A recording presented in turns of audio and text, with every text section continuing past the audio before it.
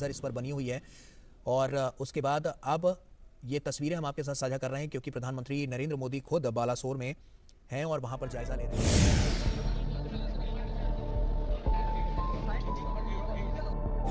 Train tracks of India. Here, 2 trains came to an abrupt halt with deadly consequences.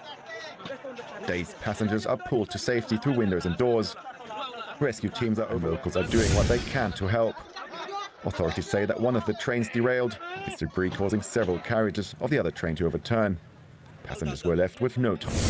Others did not make it out alive. Many of those who did are in urgent need of medical attention. Rescue efforts continue, but the chance of pulling someone alive from these carcasses of twisted steel diminish by the hour. नमस्ते, आदाब और सत श्री अकाल। सबको मेरे नमस्ते, मेरे भाइयों और उनके बहनों।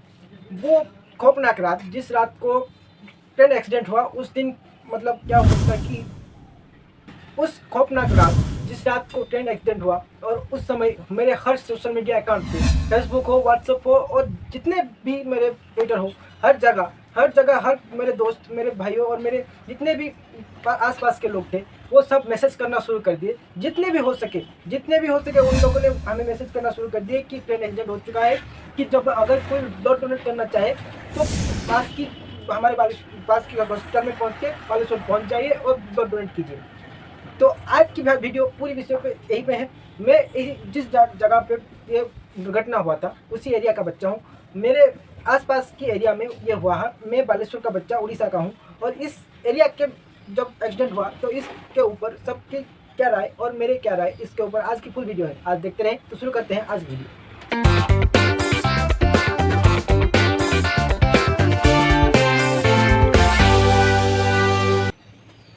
तो रात शायद क्या बोलूँ कि सोने की वक्त था कि जब तक मैंने हर मोबाइल पे मतलब मेरे पापा की मोबाइल हो, मेरे मोबाइल हो, मेरी मम्मी की मोबाइल हो, उसमें लगातार मतलब क्या बोलूँ कि हर कोई व्हाट्सएप पे स्टेटस डाल रहा है, कोई वीडियो सेंड कर रहा है, कोई कुछ कर रहा है। मतलब सब मतलब जब बालेश्वर के बहारनगर में ये एक्सीडेंट हुआ तब हर कोई अपना सोशल मीडिया पे एकदम भर के सब पोस्ट करने लगे कि बालेश्वर में अभी हॉस्पिटल में ब्लड डोनेट कैंप शुरू किया गया है और जो एक्सीडेंट हुआ है उसके लिए ब्लड चाहिए, तो जो भी जैसे हैं तो ब्लड डोनेट करने के लिए आ जाए।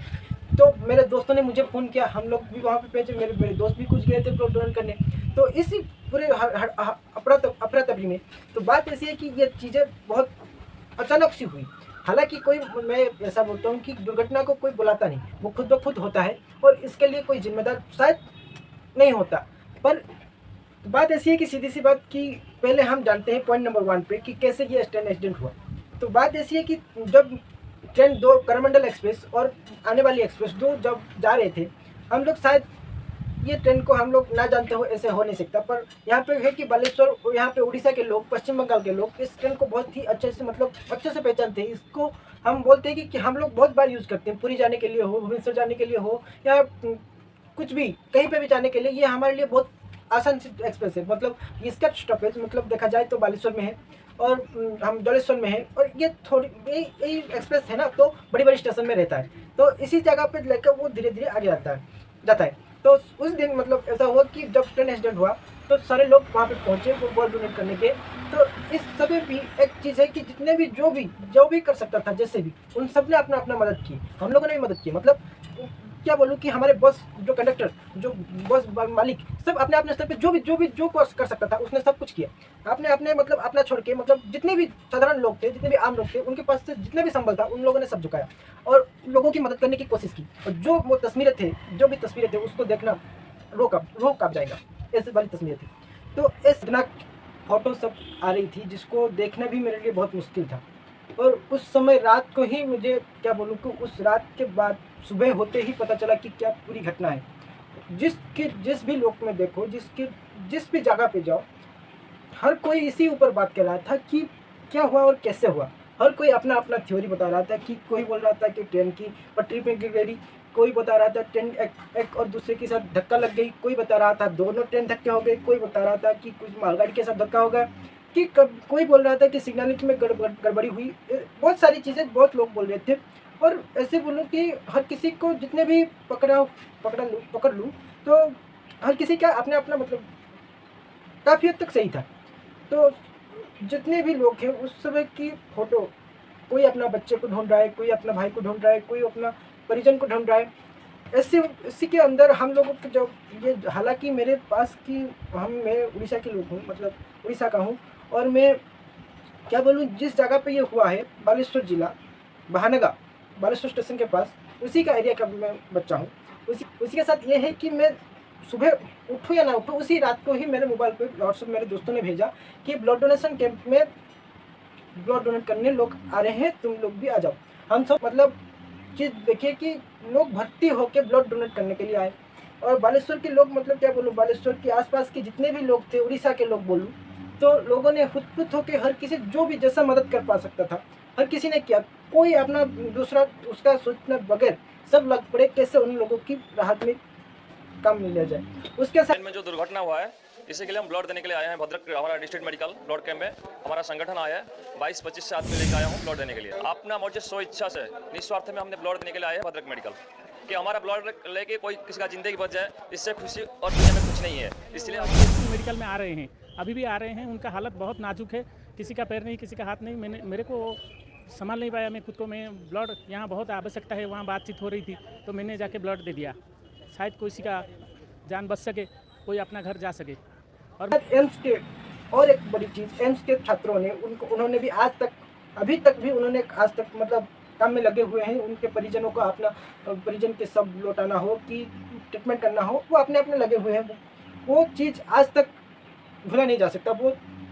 वो तस्वीर जिसने देखा हो उसका रूह कांप जाएगा, ऐसी वाली तस्वीर थी। तो ऐसी है कि सीधी सी बात से कि एक ट्रेन आ रहा था और लूप लाइन में, क्या बोलूँ कि डाउन साइड लाइन और अप साइड लाइन दोनों पे ट्रेन आ रहे थे। जो करण मंडल एक्सप्रेस जिस लाइन से आ रहा था, उस लाइन पे एक जो बहाने का स्टेशन है, वो बहुत बड़ा स्टेशन नहीं है, बालेश्वर इसका पहला है। मतलब जब बालेश्वर से निकला तो उस वहाँ पे वो स्पीड में था ट्रेन, और जिसके वजह से वो 120 के साथ 120 या 125 इसके अंदर ट्रेन स्पीड में था और वो चल रहा था। उसको ग्रीन लाइट मिल चुकी थी, ऐसा ट्रेन का मतलब लोको पायलट का कहना था, और वो सीधा चल पड़ा। और उसी वक्त कुछ भी इलेक्ट्रॉनिक गड़बड़ी हो या कुछ भी हो, उसके वजह से उस लाइन के जो ट्रैक था वो चेंज नहीं हुआ, वो लूप लाइन की तरफ मुड़ के रह गया। और ऐसा लगता है कि सिग्नलिंग में कोई परेशानी पाई गई। एक इंटरलॉकिंग में जो चेंज किया जिसके कारण ये दुर्घटना हुई। लूप लाइन में वहाँ पे आयरन ओर की एक कंटेनर वाली मालगाड़ी ट्रेन वो खड़ी हुई थी। तो सीधी सी बात कि वहाँ से वो टकराई, तो उस आयरन ओर की सेंटर ग्रेविटी ऐसी है कि वो सीधी सी बात कि वो कुछ हलचल नहीं हुई, वो थोड़ा सा हिल के तुल के वहीं पे खड़ी हो गई। तो आयरन ओर इतना स्टेबल और उसकी सेंटर ऑफ ग्रेविटी इतनी स्टेबल होती है कि वो नहीं हिली तक नहीं, उसमें थोड़ा बहुत इधर उधर हुआ पर वो हिली नहीं। की वजह से क्या हुआ, वो सारे इम्पैक्ट ट्रेन पे आ गए, और जिसकी वजह से ये सीवियर हो गया। और उसी वक्त उस तरफ से जा रहा था जो ट्रेन, उसके जो पिछली बगिया थी उससे टकरा के वहाँ भी दुर्घटना घटी, जिसके वजह से ये बहुत बड़ी सीवियर दुर्घटना घटी। किसी व्यक्ति ने वहाँ पे आसपास कुछ खोद दिया बिना ये देखे कि वहाँ पे केबल जा रहे हैं कि नहीं जा रहे हैं। पॉसिबल है कि केबल कट जाए, कोई शॉर्ट सर्किट हो गया। मतलब 99.9% कोई फेलियर नहीं होगा, पर 1.1% चांस मशीन में फेलियर का होता है। तो इसके ऊपर हमारे जो जितने भी नेता थे, जितने भी पॉलिटिशियन थे, उन्होंने अपना रोटी सेकना शुरू कर दिया। ममता बनर्जी भी आई थी, और कुछ विरोधी पार्टी उन्होंने मतलब सरकार के ऊपर ऐसे एलोगेशन लगाना शुरू कर दिया कि सरकार जानबूझ के ही जैसे बनाए हो, पर ये होता नहीं। तो बात ऐसी है कि ये कुछ भी हो गई कि अश्विनी वैष्णव जी की इस्तीफा मांगने शुरू कर दी। एक बात है कि आप लोग अच्छे से जानिए कि इसमें 500 भी हो सकता है। 3 डिब्बा अभी तक नहीं रेस्क्यू हुआ है। सारा कंप्लीट हो गया दीदी। आपको कंप्लीट होने के बाद कितना हुआ? 238 कल था, उसका बाद आज का जो ऑफिशियल स्टेट गवर्नमेंट का जो डेटा है वो 238। हाँ, 238 हमारा काल से है, काल से हमारा पास 238 है। लेकिन मेरे को जानकारी में भी है 3 डिब्बा में अभी तक हम पहुंच नहीं सका। निकाल चुके वो जो है बिल्कुल चौपट कर दिया। लापरवाही हो रहा है देश में, नरेंद्र मोदी के राज में कोई ध्यान नहीं बनाए हो, पर ये होता नहीं। तो बात ऐसी है कि ये कुछ भी हो गई कि अश्विनी वैष्णव जी की इस्तीफा मांगने शुरू कर दी। एक बात है कि आप लोग अच्छे से जानिए कि जो भी ममता बनर्जी हो कि लालू यादव जी हो या जो भी वो ये सब जो बोल रहे थे, उनके टाइम में भी उनके अगर ट्रैक रिकॉर्ड देखा जाए तो वहाँ पे भी उनका एक्सीडेंट बहुत जगह हो चुका है, उनके कार्यकाल में कैसा एक्सीडेंट होता है आप लोग अच्छे से जानते हैं। और उसके ऊपर ऐसे लालू यादव जी, हमारे लालू जी, उनके टाइम में कैसे कलंकरी हुए थे, कैसे करप्शन हुआ था, उसका भी चट्ठा आप लोग जानते हैं। उसके बाद और छोड़िए, वो भूल ही जाते हैं कि हमने भी किसी वक्त पे मतलब शासन किया है, हमने भी किसी वक्त पे हमारे सर्विस दिए हैं, हमारे भी वक्त में एक्सीडेंट हुआ। हालांकि वो इतना बड़ा एक्सीडेंट नहीं था, वो भगवान मतलब कैसे पता नहीं, पर इतना बड़ा एक्सीडेंट हो चुका। हाँ, इसके ऊपर और एक बात है कि ये हो सकता है किसने करवाया भी हो, इसीलिए सीबीआई को भी इससे इंक्लूड कीजिए, जिसके ऊपर भी कुछ लोग बोल रहे हैं कि सीबीआई को क्यों इंक्लूड किया गया इसको तुरंत करने के लिए, वो बात अलग है। तो बात ऐसी है कि हमारे इन सब चीज़ों के मतलब पहली बात है कि इन सब चीज़ों पे जब आपदा आई तो हर कोई एक साथ होकर, जब हाँ आम लोग अपने अपने सक्षम में मतलब अपने कर्तव्य बल पे लग के जैसे सब कुछ काम मतलब सुरक्षा दे रहे थे, सबको मदद कर रहे थे, वहाँ पे हमारे इस नेता और मंत्रियों को, पॉलिटिशियन को, उनको राजनीति करना कितने हद तक सही है ये आपके ऊपर है। उसके साथ ये है कि इन चीज़ों पे अगर सीधी सी बात सोचा जाए तो आप लोग जान ही सकते हैं कि ये सब करना कैसे कितने हद तक सही है। तो बात ऐसी है कि सीधी तौर पर डायरेक्ट उनको इस्तीफा मांग लेना किस हद तक सही है। उनके पास वो शायद ऐसे नेता हैं रेलवे की कि वो प्राइवेट सेक्टर में काम कर चुके हैं बड़े स्तर पे, और सीधी सी बात वो आईएएस भी रह चुके हैं, मतलब उनके गवर्नमेंट और प्राइवेट दोनों का एक्सपीरियंस है, वो अच्छे से कर सकते हैं, इसका कोई मतलब क्या बोलूँ, कोई डरा नहीं। उसके ऊपर वो जितने भी उसके बाद कर सकते थे कि जो भी कर सकते थे उन्होंने किया।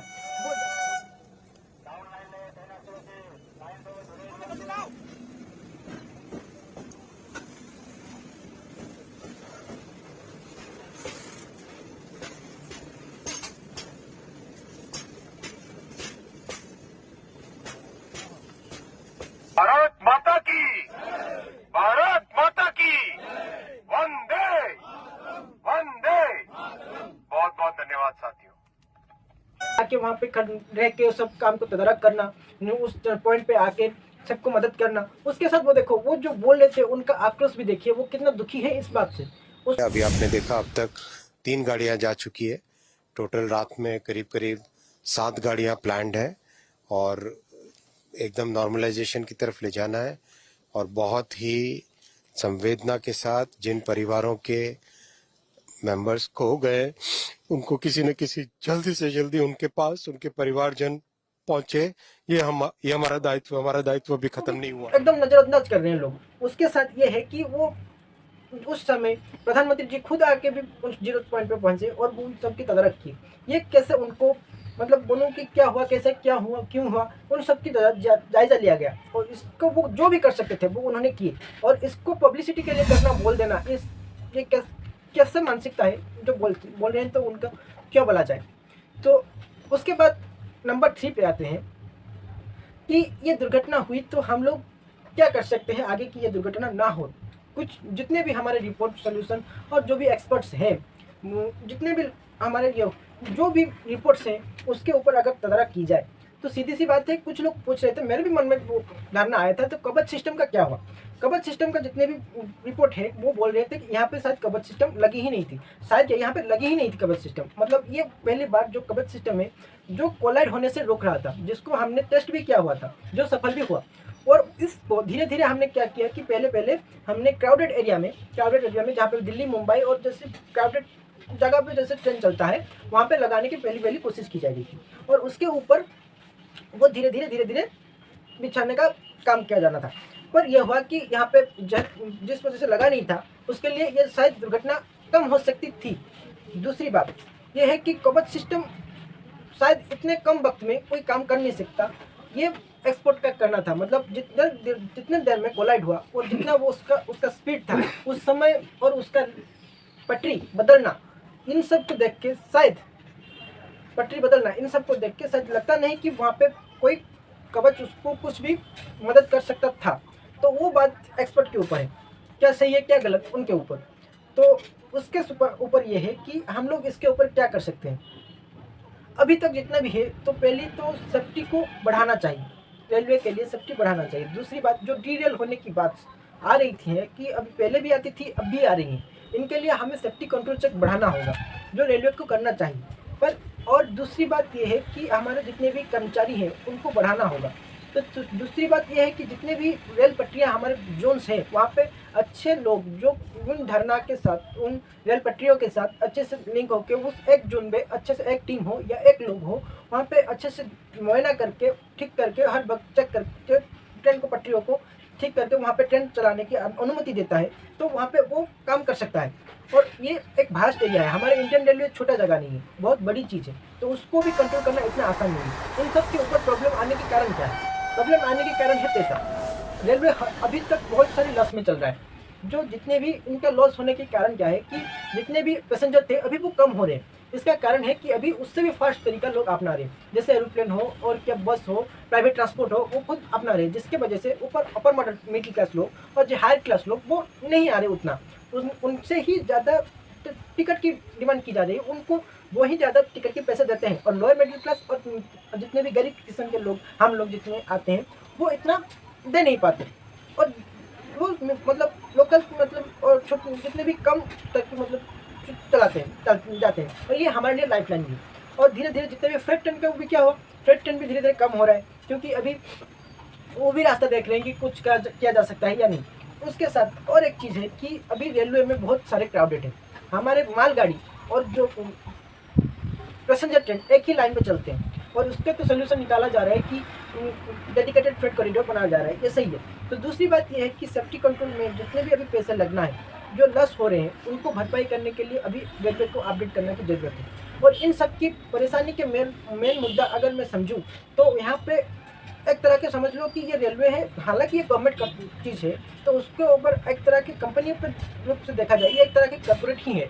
अगर हालांकि ये गवर्नमेंट के अंडर में आता है, पर ये एक तरह की कॉर्पोरेट है। अगर इसको बिजनेस की तरह चलाया ना जाए, अगर इसको प्रॉफिटेबिलिटी बढ़ाया ना जाए, अगर इसको क्या बोलूँ कि सही तरह से अपग्रेड ना किया जाए, तो ये धीरे धीरे बंद मतलब परेशानी के कारण हो सकते हैं, जिसका आप शायद एग्जाम्पल ये मान सकते हैं, ये हो सकता है या नहीं।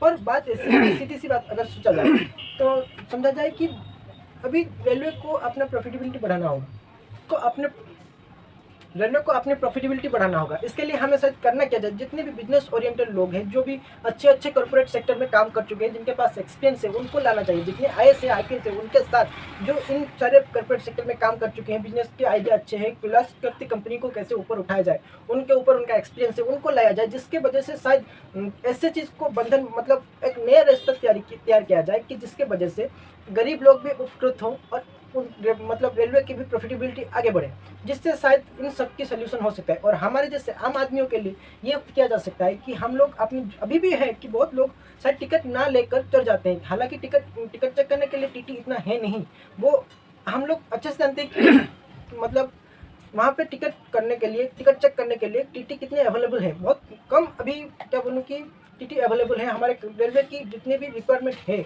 उतना शायद लोग यहाँ पे नहीं है। उनका कारण भी क्या है आप लोग अच्छे से जान सकते हैं कि पैसे की कमी, बजट की कमी, ये सब लोग आप लोग अच्छे जानते हैं। और इस चीज़ के ऊपर रेलवे को पैसे के ऊपर मतलब सरकार निर्भर ना होके वो खुद अपने कंपनी की तरह वो काम करे, अपग्रेड करे, तो वो शायद प्रॉफिट ज़्यादा करेगा, जो सरकार को फ़ायदा आखिर में होगा। अगर सरकार इसमें पैसा डालती रही और कुछ काम में नहीं आया तो सरकार के भी लॉस, रेलवे के भी लॉस। तो इस सबकी सोच के एक बार किया जाए तो हम अच्छे से करके हमारे रेलवे का टिकट काटा जाए और हम लोग रेलवे टिकट के साथ काम करें और सफ़र करें, जिसके वजह से रेलवे को भी फ़ायदा, हमें भी फ़ायदा, जिसके वजह से हमारे देश की जो प्रॉपर्टी है वो धीरे धीरे आगे बढ़े।